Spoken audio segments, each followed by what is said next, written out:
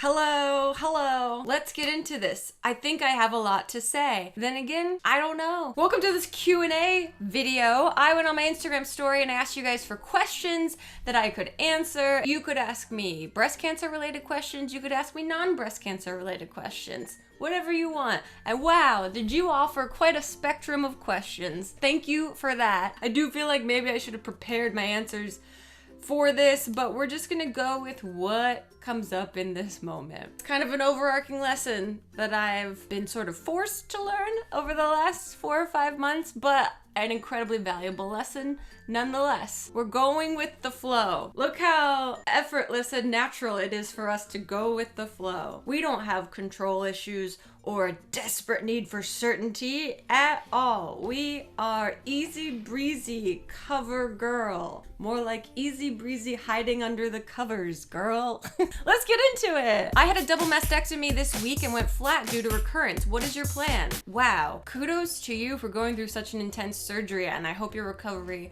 goes well. The fact that you're on your phone and responding to my Instagram story, I assume you're doing pretty okay. Here's the plan. I'm doing a lumpectomy. Lumpectomy? Is that that's the right word, right? I'm not high. Lumpectomy, yeah, but that didn't sound right to me. Ooh, this is gonna be quite a curious time, isn't it? I'm having a lumpectomy done next week, but at the same time that I'm getting my lumpectomy done, my doctor is getting surgical samples of those curious calcium deposits that showed up. From what I understand, they don't look too concerning, but she wants to get a bigger sample than what was gotten from the biopsy, just to be sure. And I love just being sure. A little over a week after surgery, we will find out if I've had a pathological CR. I believe that's the phrase. CR meaning complete response. I'm gonna have a week over Christmas that's gonna be weird. It'll be fine. I love uncertainty. How has treatment affected your self-image? Well, I can't say that it hasn't affected my self-image. I have definitely struggled through this process, as I'm sure everyone that goes through this process has struggled with their self-image, with just feeling beautiful. It really confronts you with the ways in which you might not even realize you feel beautiful, whether that's your hair, feeling at home in your own body or safe in your own skin ecosystem. I've definitely had moments where I feel very, very insecure about the way I look through this process. And I've been able to kind of meet those feelings, I think, in a much healthier way than I ever could or did when I was younger. The kind of cool thing is that it's helped me like relinquish control. That said, do I feel healthy surrender of control all the time? No. And to be honest, I'm not totally sure what you mean by self-image. I'm sort of interpreting it about the way that I like see myself on an aesthetic or physical level. And it's been kind of nice to be confronted with a lot of like lingering ghosts in my closet from eating disorder past about body image, and to be able to meet and see and try to understand those feelings, which I could never, ever do before. My relationship with my self-image is evolving. It is up and down. Some days I feel okay, some days I don't. And both of those are okay. You know, it's easy to say that. It's a lot of work behind the scenes to be with all those feelings. It's weird. Everything about this is weird. When I had chemo, it totally changed my taste buds. Did you have this? If so, what changed? What Chang? PF Chang sounds great right now, but I wouldn't be able to taste it the way I used to taste it because yes, my taste buds have changed, have changed. I have a metallic taste in my mouth, which I was privy to would happen. I sort of knew my taste buds were changing, but it didn't really hit me until I got this orzo salad from Gelson's, the grocery store, that I love so much. And when it showed up, I ate it and it did not taste like how I remember it. Confirmed that my mouth is different. My mouth got different. But I've also heard that you should avoid the foods that you love the most during this process, because you will, after this process, associate with this process and no longer love those foods. So as much as I want all of my favorite things, mostly like I just want like cold leftovers, like cold noodles, like cold lo mein or cold fried rice. One of my favorite food groups is cold leftovers. I don't want to have them right now because I know that they won't taste the way that I remember them, which is so disgusting and comforting. And I don't want to ruin that association. So we'll get there. Yes, taste buds have changed. Mouth got different. Did the cold cap work? It looks like it did, just know it varies for everyone. Okay. I did want to talk about the cold capping experience. Cold capping is a service that you can pay for, that you can try. It is not guaranteed that it will work. I got a lot of great information from a friend that went through this process. There's different services for cold capping. There's one called Penguin. I use one called Digni Caps. I believe there might even be more, but those are the two kind of in Los Angeles, and they vary on where they're available. The Digni Caps cost $450 every session that you do it. They have insurance forms on their website where you can file an insurance claim to see if your insurance will cover it, which is currently the process that I'm in. I kind of always went into this thinking that this is a gamble. It's not guaranteed. Maybe it'll work, maybe it won't work. I had a really great experience. Truly didn't lose that much hair considering. However, this last week, I have lost more hair than I have this entire process. And they tell you that hair shedding can happen up to 2 months after your last chemo session. I know it looks okay. I think what really saved me is that I had incredibly thick hair going into this. And I'm not totally sure, and I'm a little concerned, and I guess maybe this ties into the self-image question with how much it will continue to shed in this capacity. Wouldn't it be funny if I had to shave my head at the very end of all of this? I got warned on the discomfort of it. It was very uncomfortable. You put this cold cap on and they wet your hair down, and it essentially freezes your entire scalp so that the hair follicles aren't exposed to the chemo drugs that go into your system. And like the first half hour, I was told it was the worst brain freeze of your life, so I was truly prepared for it to be incredibly painful. And I think because I gave myself incredibly high expectations of the pain threshold, it wasn't too bad. However, there's a lot of adrenaline going into infusion days. You're pumped full of steroids. So I think I had a lot of assistance with handling the discomfort. By the 6th round, I was definitely ready for that experience to be over. Maybe I'm just gonna show you. So my hair is very flat. It looks pretty good, right? But you can see there's a lot of balding. There's a lot of, hair's going, hair's gone. And that will be curious for it to grow back. But overall, pretty okay. So at least at this moment, I've had a pretty great experience with cold capping, pretty successful, but I would look into it for yourself and see if it's worth it. My dad is starting chemo soon. What's something you would like to have had since round 1? Ooh, okay. One of the things that was a little overwhelming for me was kind of the organization of everything. There's a lot to manage. You're given a lot of medications to have on hand at home for potential side effects. In the very beginning, I kept a symptom journal marking off how I was feeling every day and when I took my medication, because I would very quickly forget how long ago I took this nausea pill and can I take it again right now. Developing a system of organization with all of the medications and with all of the other things that you might need. I also, as this process went on, got a little duller and foggier in my brain, and so my system tended to break down a little bit. So if you're able to be there for your dad when maybe he doesn't have the sharpest cognition going, that would be super helpful. What else since round 1? Cozy socks. These, oh god, it's all of my hair.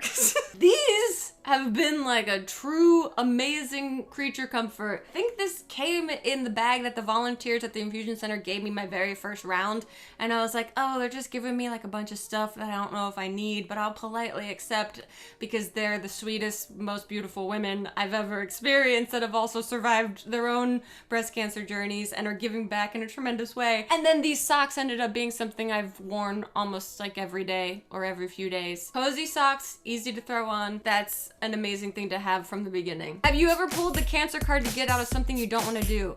No, I haven't done it yet, but I kind of look forward to doing it in the future. At what point did you start feeling like a grown-up? I'm 36 and I still be like, I need an adult. Oh, I don't feel like a grown-up. What does being a grown-up feel like? I don't know. What does it feel like? It must not feel like you have your shit together. What makes you feel like a grown-up? Paying taxes? I do that, so technically on paper, I guess I'm a grown-up. I feel like an imposter in my age bracket. I see wrinkles showing up and I see gray hairs growing in. Nature is telling me that I'm getting older. I don't know if mentally I have taken that on. I don't know.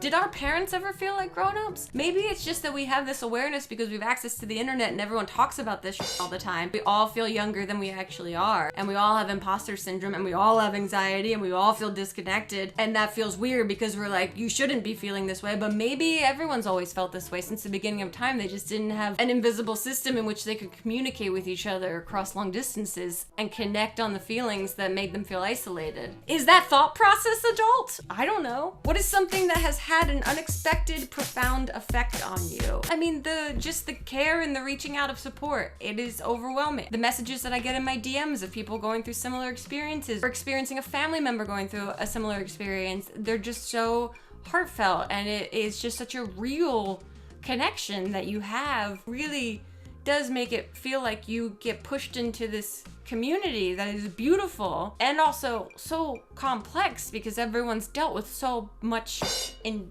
different and similar ways, and you feel very connected and bonded on, I guess, the trauma of it. And it feels like I've entered this other community or this other world that I guess I've existed parallel to, but have never experienced directly. The kindness and the tenderness in which people have connected with me and wanted to help has just surged this part of me that wants to give back, and I'm not entirely sure exactly how I want to do that yet, but I just want to pay it forward. That's had a really profound resonant effect that I think will be lasting. Which part of cancer was harder, the physical symptoms part or the mental health anxiety? They were equally difficult in different ways, obviously. A lot of confronting of a lot of things. The physical side effects, and then to take action, to take the medications, or to do the things that would make you feel better. I didn't realize how much my tendency to suffer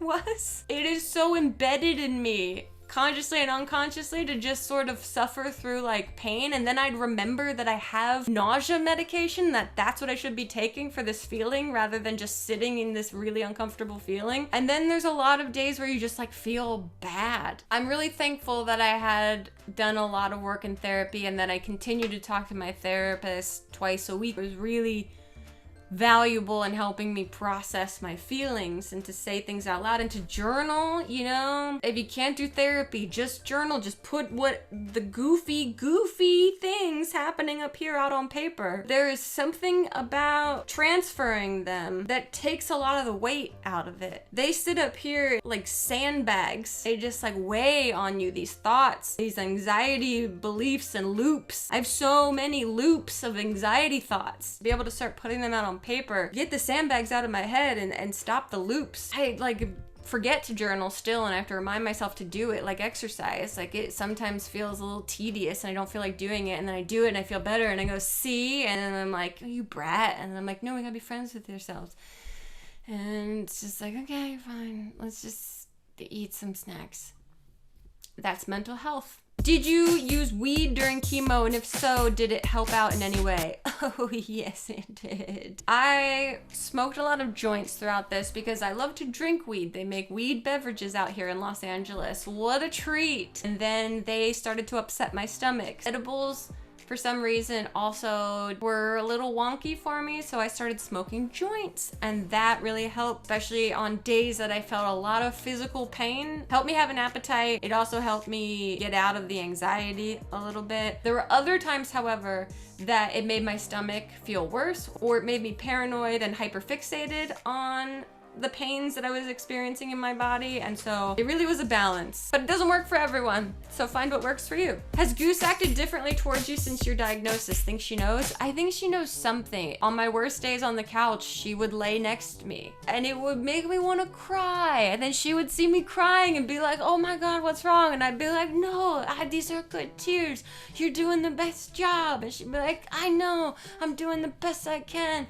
I'm misunderstood emotionally. And I was like, that's why I get you, dog. Literal dog. And then Elliot would come in and I'd be like, I just smoked a joint and Goose and I are having a great conversation in my head. Could you leave us alone, please? Oops. My camera just died because the internal temperature got too hot. And I'm like, same girl. You getting a hot flash too? Was getting your brows done worth it? Absolutely yes. regardless of the chemo, it has been so fun to have these eyebrows, which I cannot wait to get touched up when this is over. Talk about the balance between your privacy and also sharing your chemo cancer journey.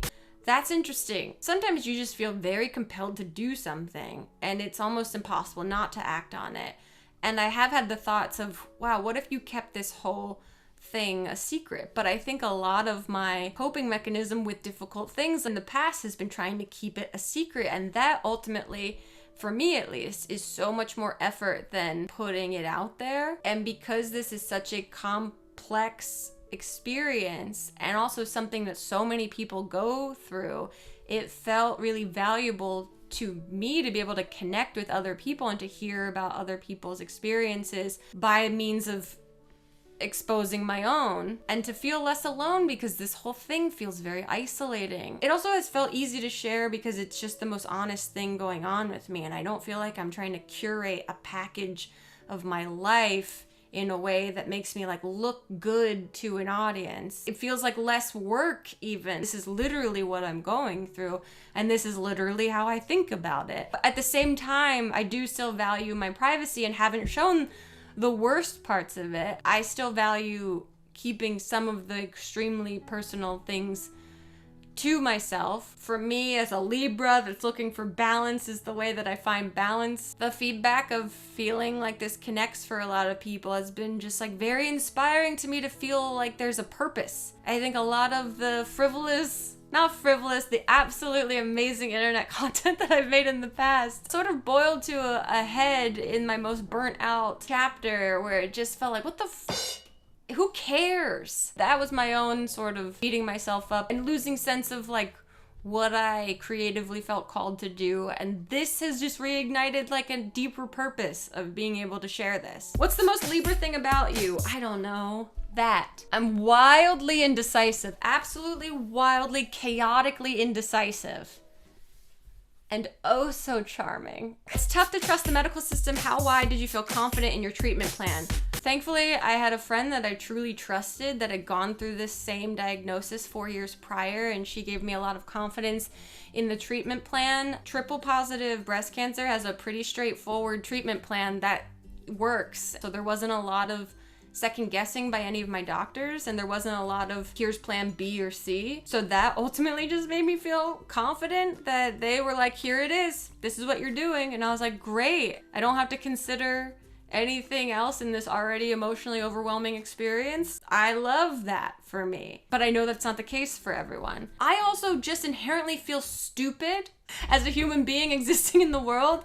So when I encounter a doctor, I just put authority on them immediately and I inherently trust them. That might be a little bit of a character flaw. I'm a bit too trusting. I don't know, but in this situation, it worked out for me. That said, I have also learned in this process that you need to speak up for yourself. Before I got officially diagnosed with C. diff, I was having a really hard time. I was borderline unconscious for like 2 days straight without realizing it because I didn't have a heart rate monitor, which they sell on Amazon, is a great thing to buy if you're going through this experience. Wrist monitors that measure your heart rate, they're cheap. Have them on hand if ever you're experiencing extreme fatigue to make sure that you're still well within conscious levels, because I was literally in unconscious levels. And in that experience, Elliot and I quickly learned how important it is to be extremely upfront with your doctor about the symptoms that you're experiencing and not just chalk it up to maybe you'll feel better in the morning. It was incredibly important that we got to the hospital when we did. So lesson learned, probably the hard way. I do trust my doctors, but I also have to be very upfront